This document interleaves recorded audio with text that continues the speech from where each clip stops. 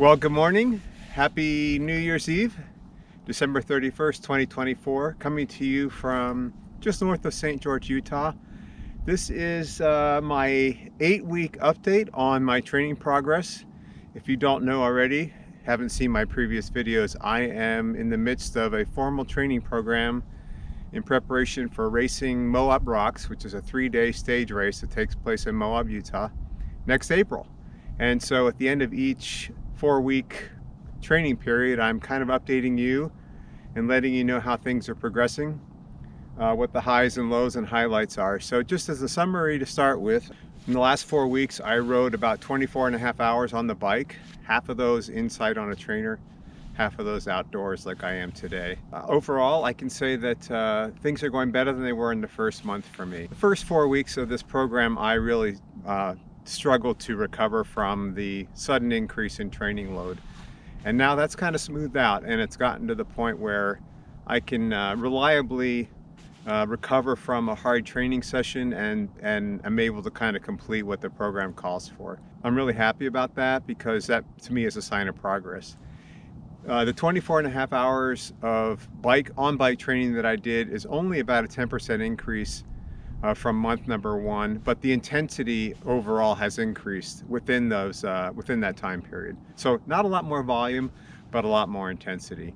And again, that's something that I was kind of dreading a little bit in terms of how I would react and how I would recover from that. But I have to say it's been going well. And so looking forward to starting the new year in January, the intensity is going to increase yet again. You know, that's something that I'm a little bit trepidatious about, but I just continue to grind away. I can't believe how much tolerance I've built for riding indoors. And the reason I ride indoors on the trainer is primarily because then I can track wattage. And I don't have a watt meter of any kind of power meter on my bikes. Don't intend to invest in that. So I use a training bike in the gym because it displays watts, and that way it's clear how much work I'm doing regardless of my heart rate. I've also started using the sauna in the gym. I joined the gym just because of the ability to use those bikes and their watt tracking. They also have a sauna there, so I've started using the sauna 2 or 3 days a week. It turns out that regular use of a sauna can increase blood volume, and that just helps build endurance and also I think aids with recovery. And it kind of is addictive in a way, which I didn't expect. So, you know, I only go in there for 15 or 20 minutes after my bike workout to get a good sweat on, and it just feels good for whatever reason. So I'm going to continue to do that as well. Yeah, so I'm cautiously confident that the program that I'm working on, and again, if you haven't checked that out, I'll leave links in the comment to Training Peaks, which is the app that I use, and to the weight endurance coaching program. Those two mesh seamlessly and make it pretty simple for me to log my workouts and to anticipate what's coming up next. I'm really actually very pleased with both of those programs. I'm cautiously optimistic that this is going to deliver me to the starting line next April, something like 14 weeks from now, 13 weeks from now. Unbelievable.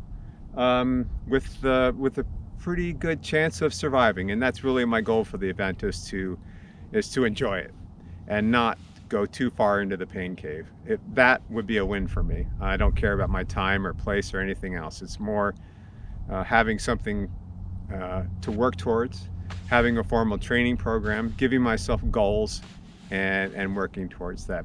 So I am in a rest week. I'm on day 2 of a rest week. I love my rest weeks because I don't have to worry about sitting on the trainer in the gym for 1 to 3 hours. And so during this rest week, I get to do kind of 2 or 3 fun rides, get to the gym, still do my resistance training. But I'm loving being outdoors. Again, it's sunny, it's chilly, but this has been a very mild winter so far, which is great for riding, great for the trails, bad for us in terms of water supply because we have had basically no rain. So I'm taking advantage of the weather, and today I'm out at one of what I call my home trails, which is Prospector Trail and Church Rocks trails. These are across across the freeway from me, so it's easy for me to get over here and get an hour or 2 hours in. So that's what I'm going to do today. Just going to spin around for an hour and enjoy these trails, and I'm going to take you along. So if you stick with it, I'll take you on a ride with me and just see some of the highlights and the beauty out here in the Red Cliffs Desert Reserve. So thanks again for following along with me. Any questions, comments, leave them below, and expect to hear from me again in a month, if not sooner, and enjoy this ride with me. Let's do it. I can't really complain about the weather, being that it's December 31st. I will say though that the air is crisp. We're supposed to get up to 57 today, which all things considered is pretty good. All right, on to Prospector. Okay, right out of the gate into a fairly techy rock waterfall.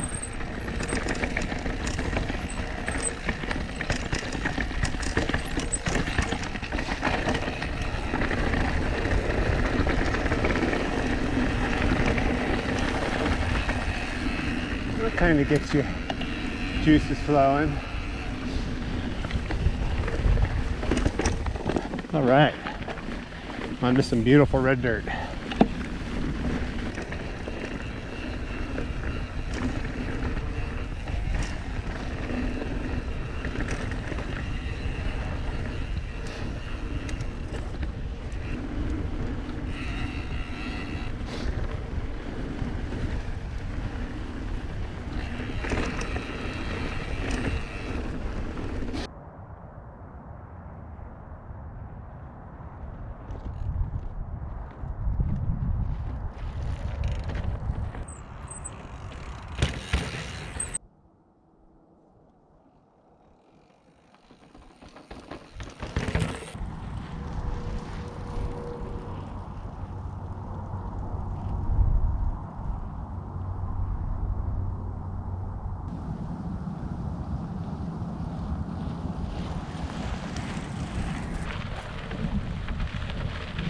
I don't know how well you'll be able to see it with the GoPro, but that's, I think, the famous Church Rocks formation.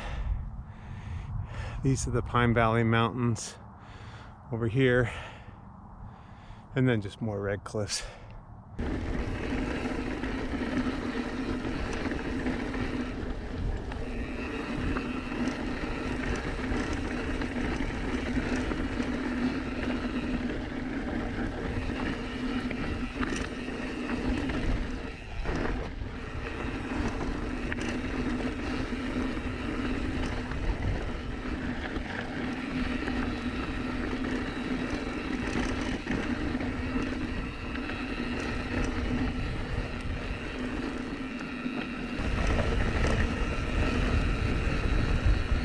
Civilization, baby. Yippee.